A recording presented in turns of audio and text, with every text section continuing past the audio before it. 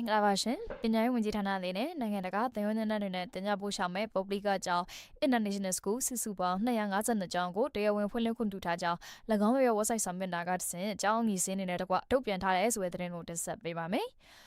ဝန်ကြီးဌာနရဲ့ထုတ်ပြန်ချက်အရအဆိုပါအပြုဆိုင်ရာကျောင်းတွေက2024 2025နဲ့2025 2026ပညာသင်နှစ်တွေကစတင်ပြီးပညာရေးဝန်ကြီးဌာနရဲ့စီစစ်ခွင့်ပြုချက်နဲ့နိုင်ငံတကာသင်ရိုးညွှန်းတမ်းတွေအတိုင်းသင်ကြားခွင့်ရရှိထားတဲ့ပုဂ္ဂလိကကျောင်းတွေပဲဖြစ်ပါတယ်ဒီပုဂ္ဂလိကကျောင်း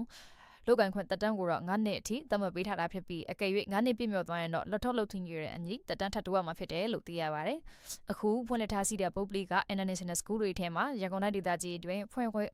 ရထားတဲ့ကျောင်းရည်တွက်ဟာအများဆုံးဖြစ်ပြီးစည်ရင်းစရာတွေရကျောင်းပေါင်း162ကျောင်းရှိနေပါတယ်။ဒါပေမဲ့လည်းအရှာတော့ကျောင်းတွေကလည်းနံပါတ်တစ်ခုတည်းနဲ့တည်းမြို့နယ်အသီးသီးမှာကျောင်းကွဲတွေဖွင့်လှစ်ထားပြီးဖြစ်တာကြောင့်ရန်ကုန်တိုင်းအတွင်းအမှန်တကယ်လဲပတ်နေတဲ့ကျောင်းပမာဏကတော့ကျောင်းပေါင်း130ကျော်သားပဲရှိမှာပဲဖြစ်ပါတယ်။အလားတူပဲတိုင်းဒေသကြီးနဲ့ပြည်နယ်တွေမှာလည်းဖွင့်လှစ်ထားခွင့်ပြုထားရမှာတော့မန္တလေးတိုင်းဒေသကြီးမှာ49ကျောင်းနေပြည်တော်မှာ6ကျောင်းကချင်ပြည်နယ်ရှမ်းပြည်နယ်စကိုင်းတိုင်းဒေသကြီးနဲ့မကွေးတိုင်းဒေသကြီးလိုမှာလည်းနိုင်ငံတကာသင်ရိုးညွှန်းတမ်းပုဂ္ဂလိကကျောင်းတွေကိုစနစ်တကျဖွင့်လှစ်ခွင့်ပေးထားတယ်လို့ဝန်ကြီးဌာနရဲ့ထုတ်ပြန်တဲ့အရသိရပါတယ်။အခုလိုပညာရေးဝန်ကြီးဌာနကနိုင်ငံတကာသင်ရိုးညွှန်းတမ်းသောပုဂ္ဂလိကကျောင်းတွေကိုစနစ်တကျစီစစ်ခွင့်ပြုပေးလိုက်တာကြောင့်မိဘကျောင်းသားမိဘတွေအနေနဲ့မိမိတို့ရဲ့သားသမီးတွေရဲ့ပညာရေးအတွက်တရားဝင်အသိအမှတ်ပြုထားတဲ့ကျောင်းတွေကိုစိတ်ချလက်ချရွေးချယ်တက်ရောက်နိုင်တော့မှာဖြစ်ကြောင်းတင်ဆက်ပေးလိုက်ရပါတယ်ရှင်။